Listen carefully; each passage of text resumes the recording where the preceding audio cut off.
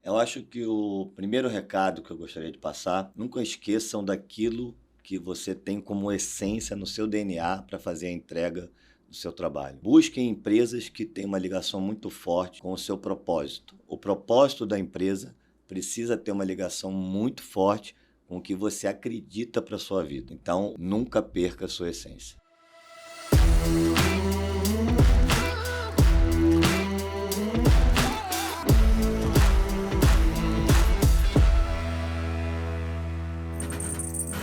Olá, olá pessoal, aqui quem fala é o Cristiano Bem, eu sou o host aqui do nosso videocast, ACXcast, o videocast da comunidade Amigos CX. Hoje a gente está com um convidado super especial, que é o Alessandro Cogliatti, Cogliatti italiano, né, Isso Alessandro? aí, Cris. Legal, show de bola, obrigado pela presença aqui. Imagina, eu que agradeço a oportunidade. Ale, fala um pouquinho pra gente quem é o Alessandro e um pouquinho do seu background aí profissional, que eu sei que é muito consistente. Ah, legal.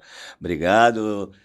Sou Alessandro, casado há mais de 25 anos, tenho duas filhas, Legal. uma de 18, outra de 23. Já sou da geração 50 a mais, né?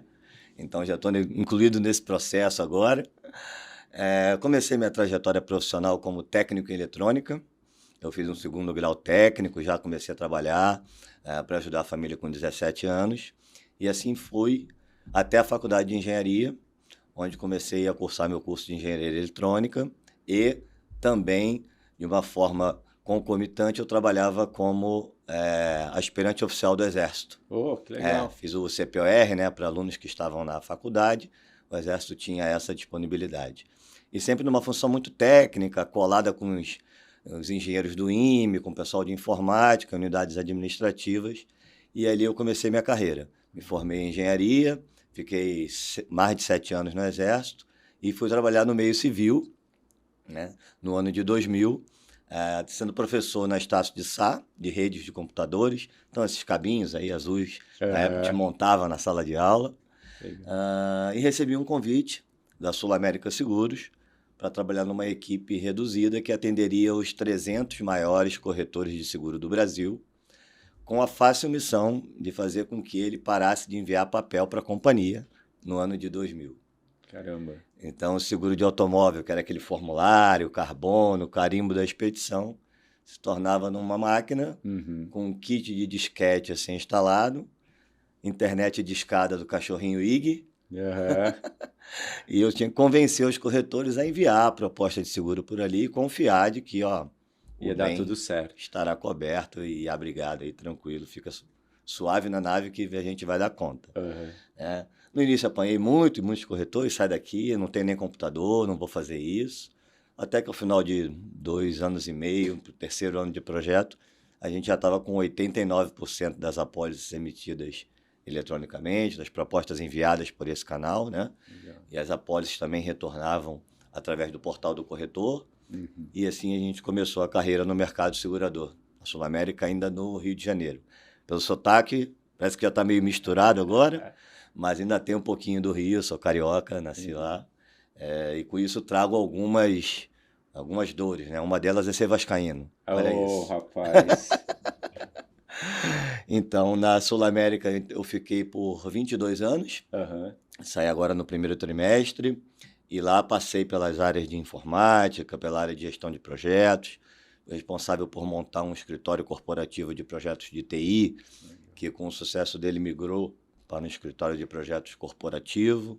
E aí fui convidado a vir para São Paulo, estou há 9 anos aqui, amo essa cidade. Fui acolhido, eu não sou muito chegado à praia. Minha esposa no início que sentiu um pouco mais, né? As filhas, por causa da amizade, idade de adolescente. Mas hoje estamos plenamente adaptados aqui e muito feliz. Com essa minha transição de carreira agora, eu estou dando início a uma nova fase na minha vida. E é uma oportunidade muito grande estar aqui com vocês, nesse canal maravilhoso, para que a gente possa trocar um pouquinho. Pô, show de bola. E obrigado até pela sua vinda. Eu sei que é corrido aí e é muito legal falar com uma pessoa tão experiente como você. É difícil encontrar pessoas com, assim, com tanto tempo de casa, né? Que você passou 22 anos ali no setor, você conhece muito bem como o setor se porta. E é muito legal ver que a sua trajetória, né? Do técnico para tecnologia, para digitalização e para CX. Exatamente. E fala um pouquinho como que foi essas transições aí. Sim, essa mudança, principalmente a última agora, né, do mundo de tecnológico e gestão de projetos para a CX, ocorreu em 2015. Legal. Uma oportunidade que eu tive para tocar um projeto chamado CRM Operacional, voltado à melhoria dos processos de atendimento da empresa como um todo, unificação de sistemas, ganho de eficiência, mas principalmente o ganho na experiência para o cliente final e para o corretor de seguros, à época, que era um dos nossos públicos alcançado ali pelo projeto. Tá? Essa transição foi boa e eu acredito que ela foi um pouco menos dolorida para mim, né, sair do mundo técnico para ir para o mundo de gestão de cliente, pelo início da minha carreira. Porque quando eu comecei muito próximo da área comercial, indo na rua, visitava corretores do Oiapoque ao Chuí, e com a caixinha de disquete na mão. Então, você já via que o que manda no negócio é a ponta, né? Exato. O que manda no sentido de que as demandas estão ali, as necessidades, as dores. Assim, você pode incorporar isso, traduzindo a linguagem que você pega na rua para o mundo técnico e depois, né, na posição de experiência do cliente, para o mundo de satisfação, linkando isso com o resultado da empresa. Eu acho que isso foi uma sorte que eu dei na minha carreira. Legal. De ter tido essa oportunidade de passar por esses papéis.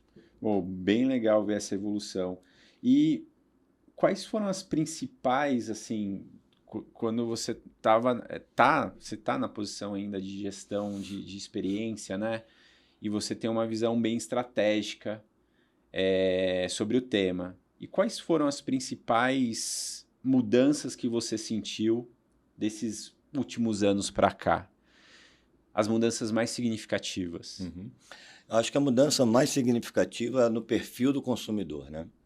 A gente tinha um perfil, e é uma famosa frase, o cliente tem sempre razão, e na verdade nem sempre é isso. Sim. Mas se ele se comunicou e se ele se colocou daquela forma, alguma oportunidade a gente tem de melhoria nesse relacionamento. Então, acho que a principal mudança foi a questão do perfil do consumidor e também a automação de processos que nós tivemos ao longo de toda essa jornada, que trouxe uma digitalização muito maior, né, ajudada pelo Covid, que fez e alavancou muita coisa que estava ainda em velocidade reduzida. Sim. Precisou ser feito de uma forma emergencial e muito rápida.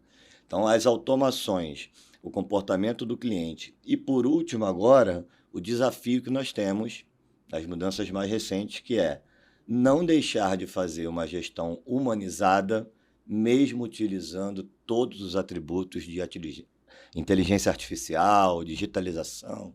Toda essa parte ela não pode ser, na minha visão, superior à emoção, ao contato, à presença na vida do cliente em todo o ciclo que ele está com determinada empresa. Então, as principais mudanças foram nesse sentido, fazendo com que o corpo executivo da empresa tivesse que se preocupar e estudar mais o assunto, que ainda é embrionário. Sim. Ainda tem muita coisa que gera uma certa confusão no mercado, né? Mas já evoluiu muito de lá para cá. No mercado a gente vê a maturidade vem evoluindo aos seus passos, né? Mas a gente vê que tem uma sopa de letrinhas ainda, principalmente com os executivos que muitas vezes não têm o entendimento claro das competências de CX e tudo mais, mas sabem que é necessário. Né? Então, tem empresas que estão mais maduras, tem empresas que ainda estão no processo de maturação ali, mas no final das contas, eu sempre enfatizo isso, os produtos e serviços estão cada vez mais comoditizados. E o ponto é exatamente esse. A diferenciação ela vai se dar para uma boa experiência, né, que a gente vai ofertar lá na ponta. E um ponto que você trouxe também, em uma das suas falas, é que o pessoal que está no front ali é muito importante, né? Porque, e muitas vezes, no modelo de negócio tradicional, meio que se esquece desse pessoal, né? E a gente precisa dar cada vez mais atenção a isso e ter também dar ferramentas, né? Dar autonomia para esse pessoal. Você acredita nisso? Muito. Enquanto líder de uma central de atendimento que tinha mais de 700 posições, Caramba. o que eu mais brigava era por alçada, né? Então, o indicador de resolução no primeiro contato, o famoso First Call Resolution, sempre foi uma coisa que foi muito importante durante a minha gestão. Porque eu até posso ter, em determinados momentos de pico de atendimento, uma espera um pouco maior, mas eu preciso resolver o problema do cliente naquele canal. Se ele escolheu o canal voz, eu preciso ser resolutivo naquele momento. Naquele momento, certo. Então, essa questão da ponta, para mim, eu costumo brincar que tem duas pontas, né? São a tesoura com duas pontas para cortar isso tudo. A primeira ponta é a ponta de quem está na rua com o cliente, é o comercial, no caso de seguradoras, é o médico, é o laboratório, é a clínica, né? A segunda ponta é o primeiro contato na empresa que esses clientes falam, que é a central de atendimento. Sim. Então, a central de atendimento precisa estar empoderada, com alçada, com treinamento, de uma forma que você tenha uma gestão muito humanizada dessas pessoas. Acredito que o home office veio facilitar demais esse time, porque esse time é um time que tinha deslocamentos, em sua grande maioria, demorados da residência até o local de trabalho.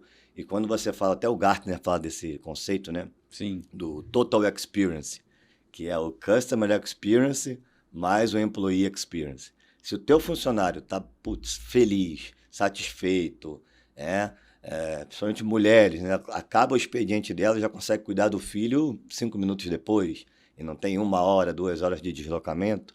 Se essa pessoa está feliz, satisfeita, linkada com o propósito da empresa, soma-se isso ao time de experiência que produz novas jornadas, tecnologia e etc., você tem uma experiência total bem mais fluida, bem mais harmonizada para o mercado. Acredito muito ainda que neste processo a gente tem muita oportunidade, Cristiano.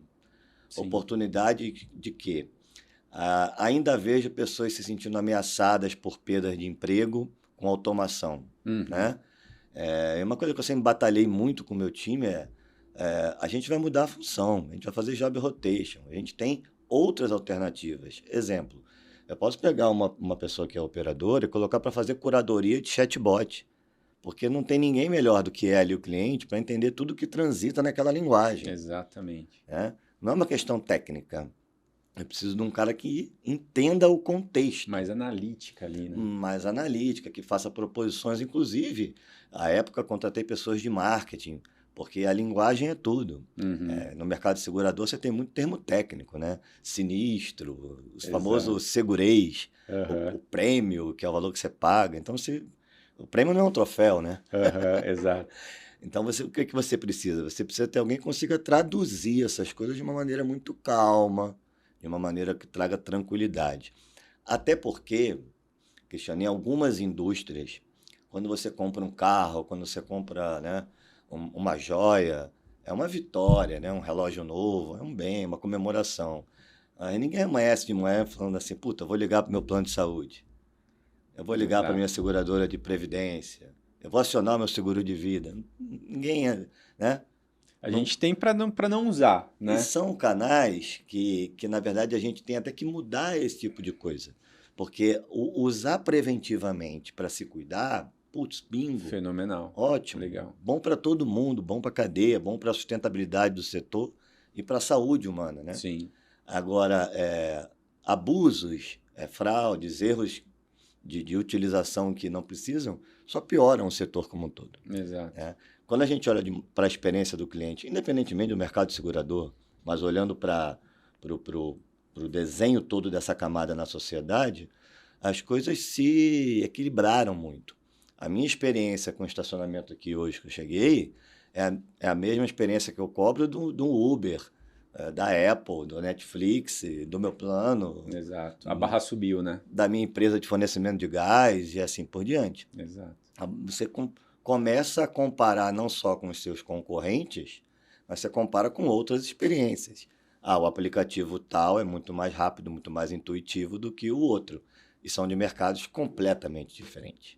Exatamente. Então, esse acho que é um desafio importante. e uma oportunidade para os amantes de CX, para os amigos de CX, né, de colocar os seus sonhos em prática. Exatamente. E até falando disso, trazendo um pouco do teu histórico, que deve ter algumas histórias bem interessantes aí, né? Tem alguma história que te marcou muito nesse período relacionada à jornada do cliente?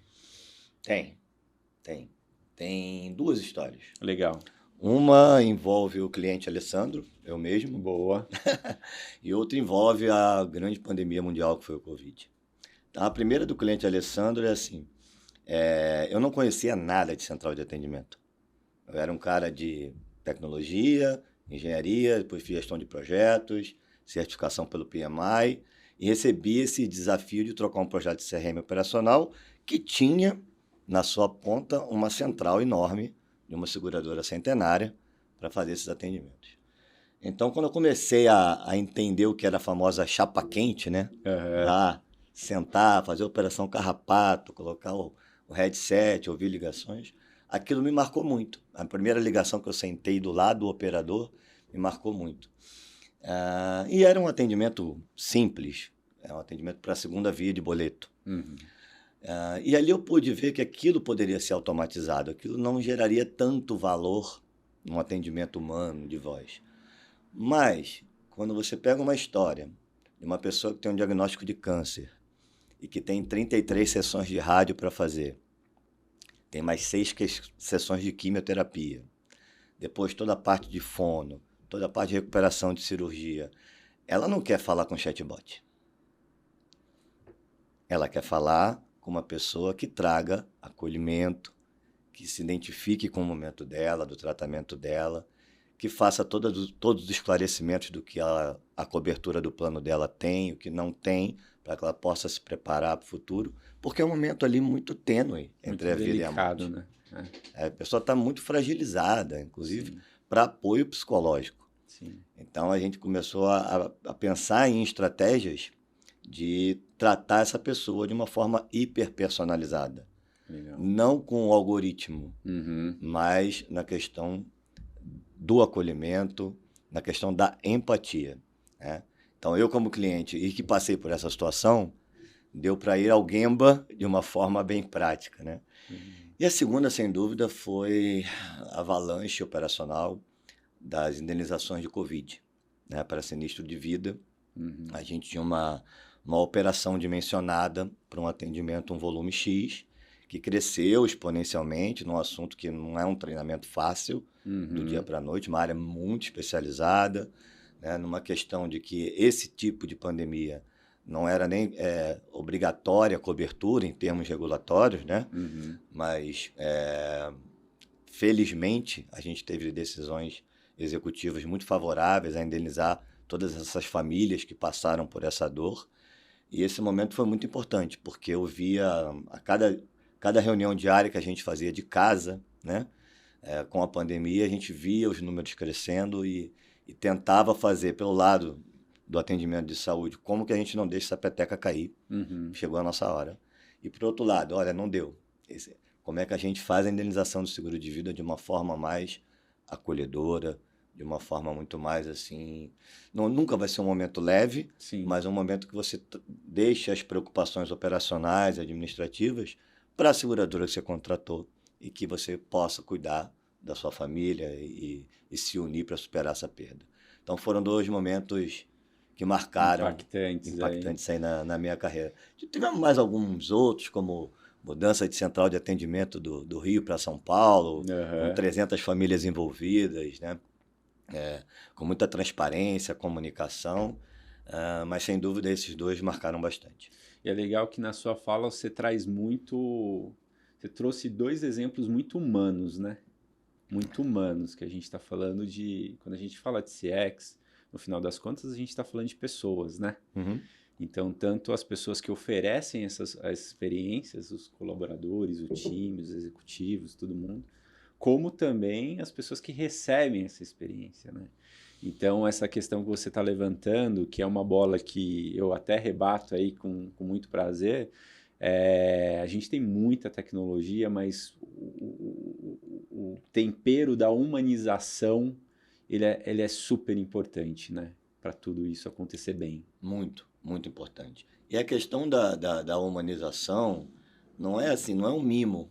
O cliente não quer um mimo. Exato. Ele quer necessariamente ele ser acolhido de uma forma e que, inclusive, o não seja o não o mais rápido possível. Sim. Não fique protelando esse não. Exato. Não pense que você está, não, eu estou ali.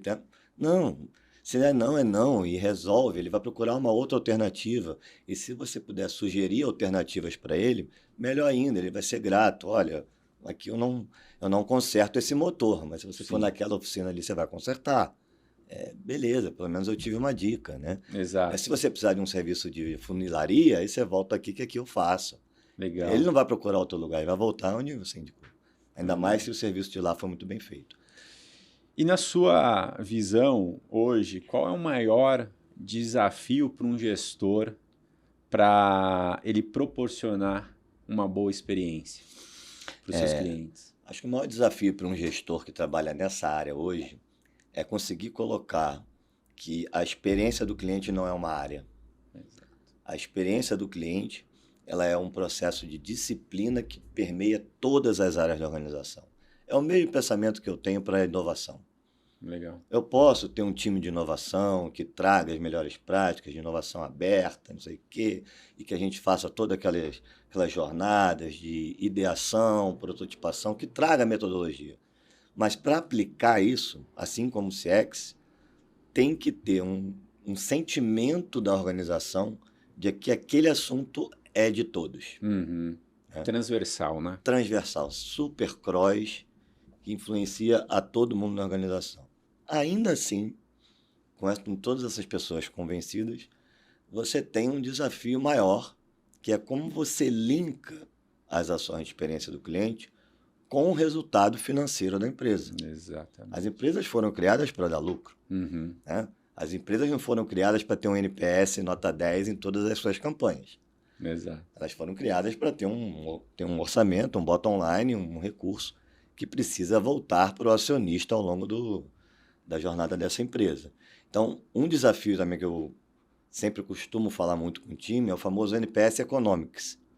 Né? Se eu tenho um volume maior de detratores, você como gestor de CX, como é que você prova isso para o teu CFO, que você tem um risco de perda de receita muito maior? Uhum. Como é que você cruza isso com uma ferramenta de BI, num cubo, onde você veja que os detratores não renovaram a vigência do seu produto e que os promotores têm uma tendência de renovar maior?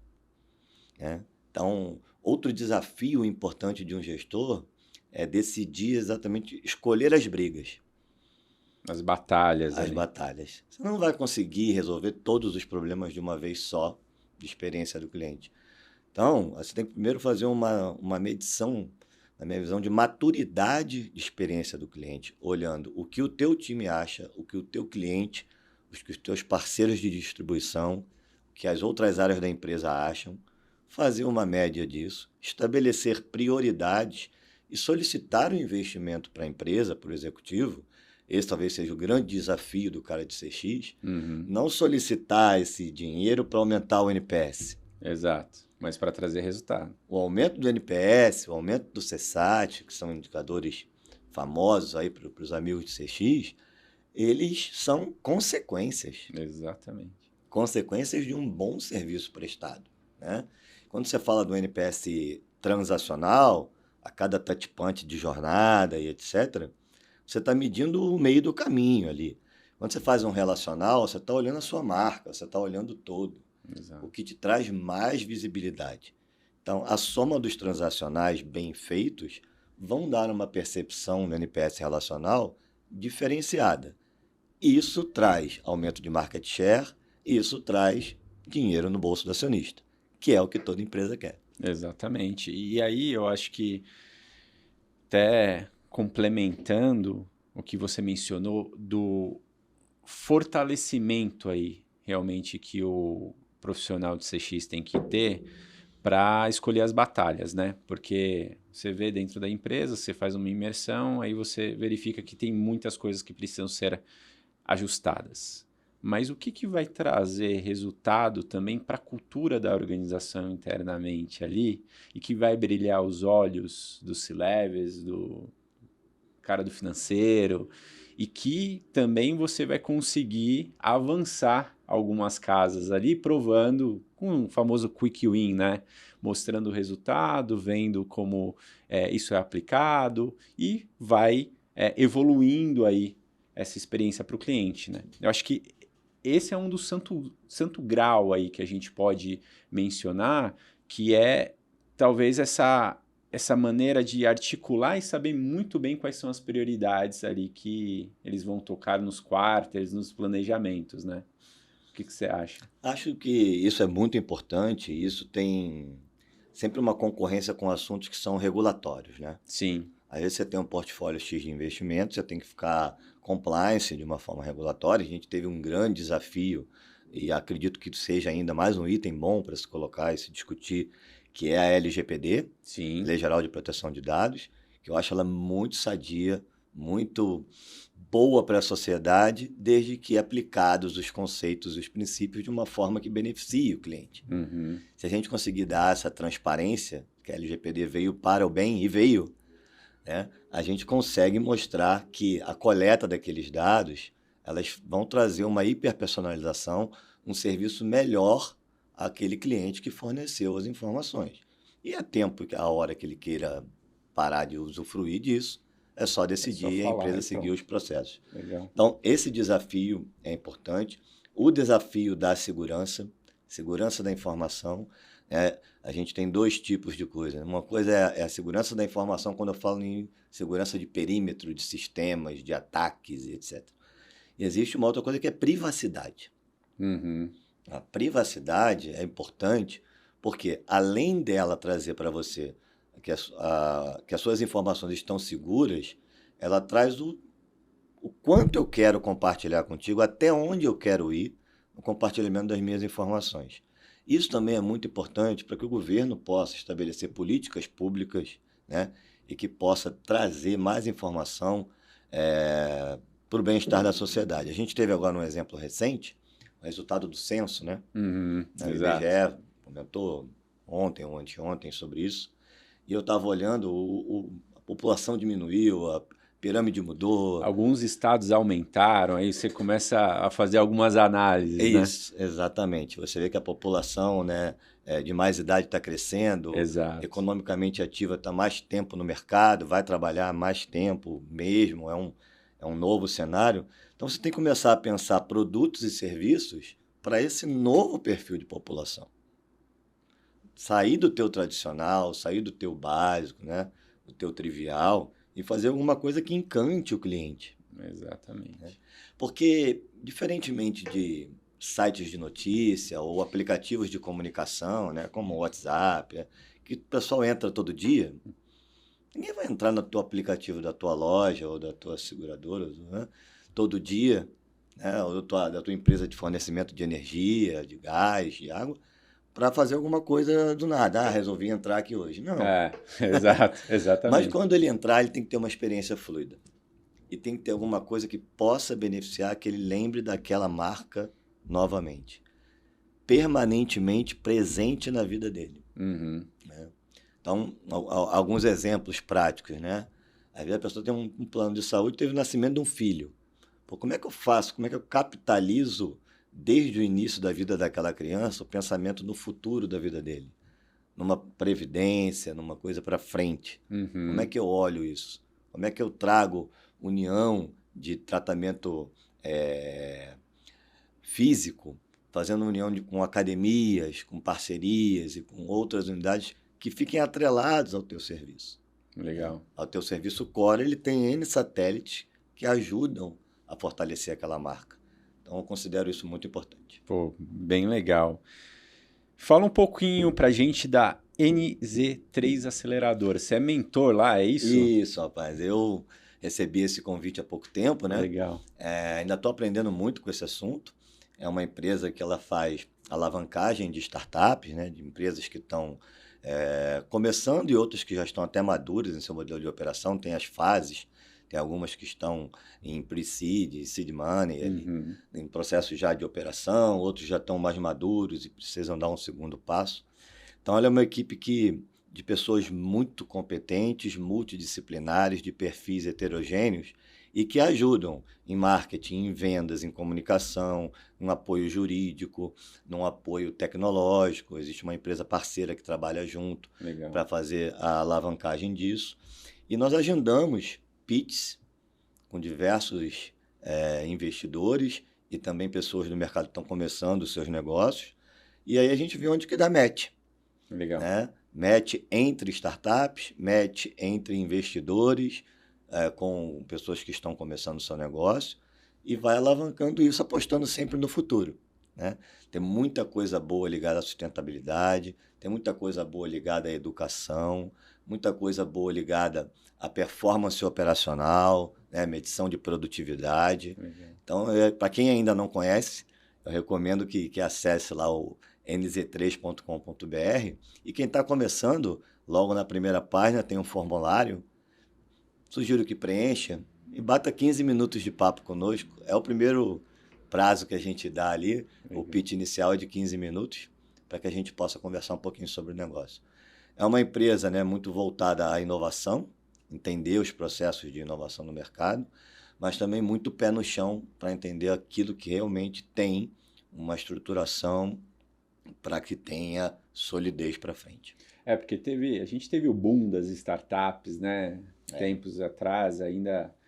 E é bom ter esse tipo de empresa, de aceleradora, justamente para colocar esse pé no chão mesmo, né? Para ver se é viável, se não é, se traciona, se consegue conectar com outras empresas, até maiores, né? Empresas maiores absorvendo aí e tracionando tudo. E lá a tua visão mentor é focada em gestão de experiências. Exatamente. Legal. Gestão de experiência, eu sou um especialista nessa área lá, né? É óbvio que a gente acaba dando um pitaco em tudo e aprende muito, né? Sim. Porque vai falar um cara lá de educação, vai falar um outro de energia limpa.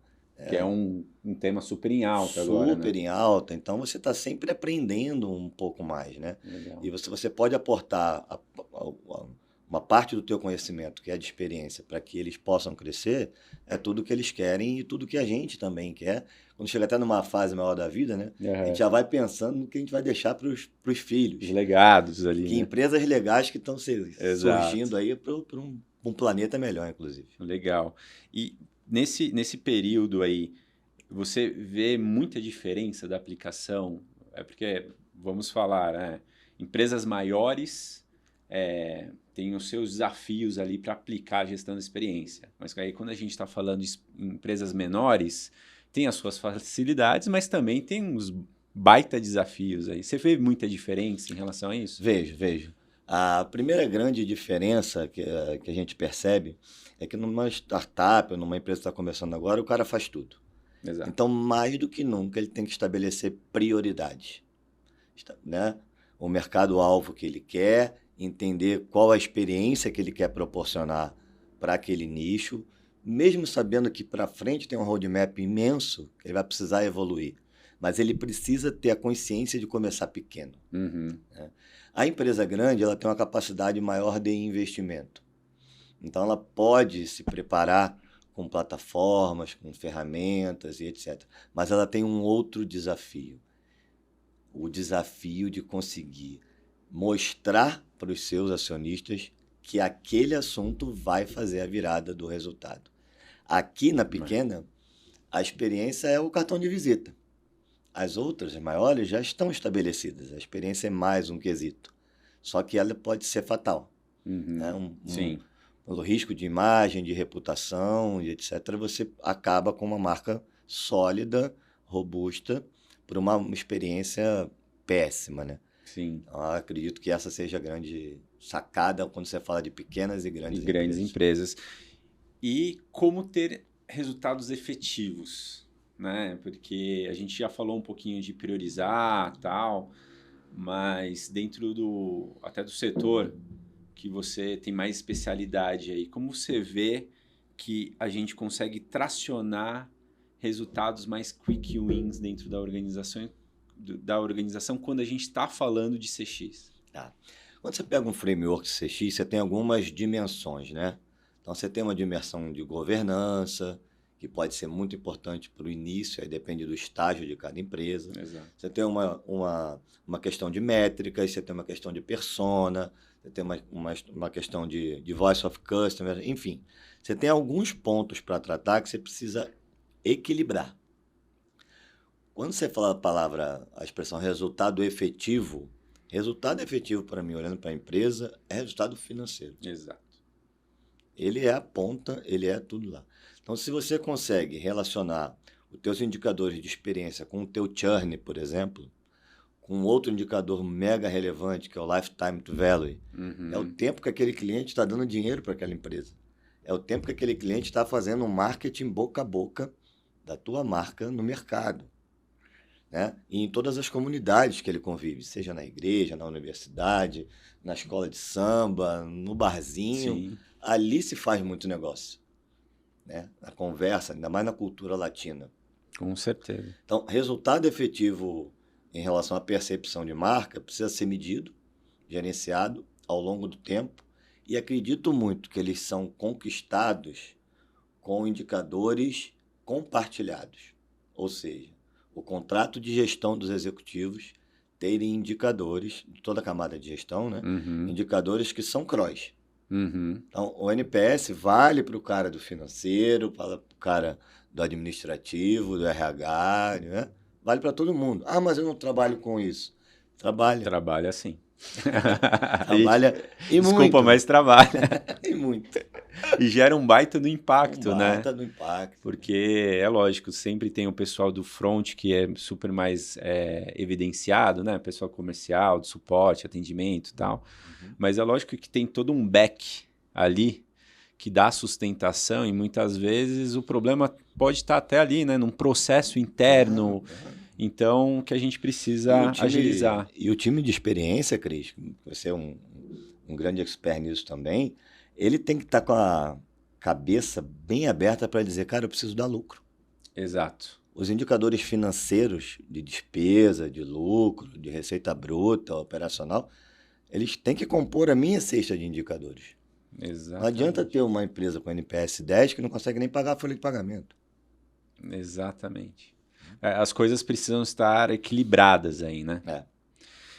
A gente falou já um pouquinho disso, mas o consumidor brasileiro, você acredita que ele tem mudado? A gente teve a pandemia ali, né? Mas não só dessa questão do evento da pandemia em si, mas por diversos outros fatores, né? Tem a digitalização, você acabou de falar também que a população está ficando mais velha, né? A expectativa de trabalho também. Como você acha que essas mudanças podem impactar as empresas em relação à experiência do cliente? As empresas vão ter que ter uma velocidade muito maior de adaptação. Isso. Adaptabilidade em seus produtos, torná-los hiperpersonalizados, vai ser fundamental. A pandemia trouxe uma necessidade imediata, né, de digitalização, mas ela também trouxe para o cliente um pouco mais de compreensão. Olha, tá ruim, vai demorar 10 dias porque eu estou nessa situação.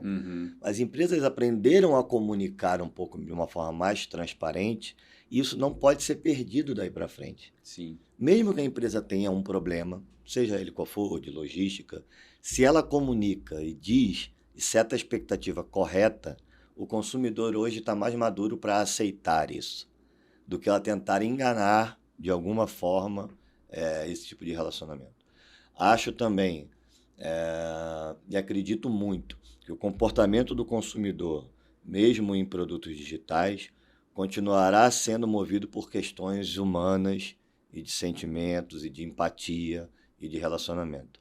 A questão digital ela é um meio, ela é um facilitador, mas o que faz a vida do ser humano não é ele ficar trancado num lugar só com canais digitais. Exato, né? Exato. Então tem toda uma questão de relacionamento e o quanto as empresas conseguirem se inserir nesse contexto, sem ser intrusiva na vida pessoal das pessoas, eu acredito que isso vai trazer um ganho absurdo. Um ponto também bem relevante e que a gente considera crucial até para a longevidade, né? É a preocupação com a sustentabilidade. Acho que a sustentabilidade já evoluiu muito, né? A gente tem aí vários princípios aprovados, leis, etc. Mas ela precisa entrar no dia a dia. No dia a dia, né? Já passamos muito daquela fase que o pessoal achava que sustentabilidade era abraçar a árvore. Não é nada disso. Não é só isso. É um monte de coisas, né? Envolvida, quando você fala de ESG, você tem toda a parte de ambiente, de social e de governança. Mais importante que isso, veja, eu falei ambiente, social e governança. No momento que a gente falou de tecnologia. Exato. Tecnologia é a moldura disso aqui.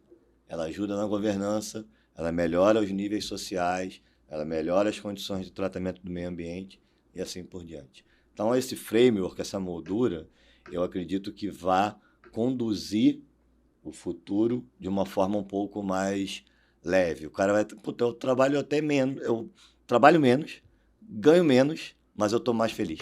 Eu estou mais equilibrado. Eu estou mais equilibrado, eu consigo curtir minha família, eu consigo cuidar da minha saúde, eu consigo conhecer lugares, fazer viagens, dividir conhecimento com pessoas que têm menos oportunidades. Eu acredito bastante nisso. Bom, é bem legal isso. Eu gosto muito do tema ESG, quando a gente fala de sustentabilidade. Quando a gente fala de ESG, o pessoal confunde só que é só sustentabilidade, né? E não é isso, né? Eu acho que o fator o ESG está tão evidenciado hoje, até porque é um indicador ali para investimento, né, nas empresas que estão trabalhando esses três pilares. Mas eu gosto muito de correlacionar com o capitalismo consciente, né? Que vem aí, que não é só lucro, é o lucro consciente ali para dar também um retorno para a sociedade e fazer a roda girar de uma maneira um pouco mais fluida também, né?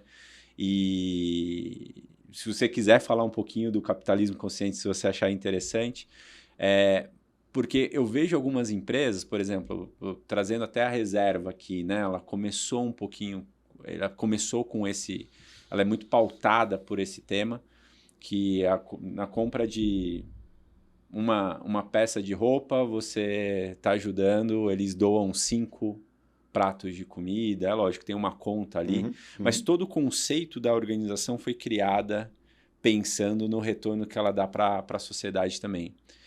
E eu vejo que tem outras empresas que estão nesse ritmo também, né? Que eu acho que é uma tendência muito forte, como você mencionou. E como você vê CX nisso tudo? Isso é uma correlação bem interessante para a gente fazer, né? Porque CX está muito voltada à responsabilidade social. A experiência nada mais é do que você ter um momento onde a empresa fez um serviço de uma forma responsável e você teve o fruto e o benefício daquilo.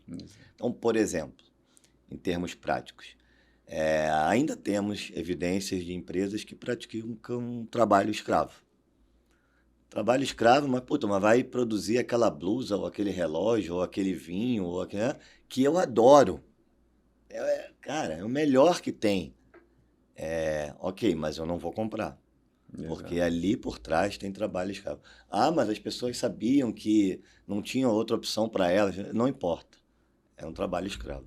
Exato. Então, essa questão do capitalismo, essa questão da consciência, ela precisa ser permeabilizada através de um grande apoio, na minha visão, dos órgãos públicos, do governo federal, das instituições de classe, dos órgãos reguladores que possam divulgar e tem capilaridade para isso, porque só com a educação nesse país a gente vai conseguir que essas pessoas da base tenham essa visão. Exato. Né? A falta de conhecimento, ela gera um hiato muito grande em relação àquilo que as empresas estão entregando e aquilo que elas poderiam entregar de uma forma ainda mais responsável. Não é só consumo de papel, ok, também é o início. É o início de alguma coisa, né? E há situações até que isso é super necessário, precisa acontecer. Porém, se for bem comunicado, se for bem treinada a equipe que vai fazer esse consumo de uma forma minimalista, acho que essa palavra é boa, é fazer o mínimo necessário de dispêndio de gás carbônico, de qualquer gestão de resíduos, né, de lixo, para que você possa gerar a entrega com o mínimo impacto social e ambiental que possa. Fora a questão do ESG, olhando para a governança, né? Exato. Então, são controles financeiros que são importantes, auditoria, balanço, é uma questão muito forte de você ter processos de que você tem um controle maior sobre a sua contabilidade, fraudes, sejam elas quais forem. Isso é uma governança, uma gestão de riscos muito forte. Atrelado a isso, dependendo da tua indústria, você precisa ter um plano de continuidade de negócio. Exato. Você não pode... mas choveu pra caramba na região tal, minha empresa não vai trabalhar amanhã. Gente, mas você tem 1.000 clientes ali esperando. E como é que a gente pensa nisso? Você não vira a chave do dia para a noite. Não vou dobrar a estrutura de uma empresa, porque o custo não permite. Exato. Só para ficar esperando acontecer alguma coisa. Mas existem algumas atitudes que você pode ter preventivas, treinamentos que você pode fazer para plano de continuidade de negócio, que mantém a experiência do cliente num patamar aceitável, mesmo numa situação crítica. Ela vai cair o indicador. Sim. Mas o teu cara vai ver que a sua empresa estava preparada para isso, está se esforçando, ele vai entender aquela queda. Né?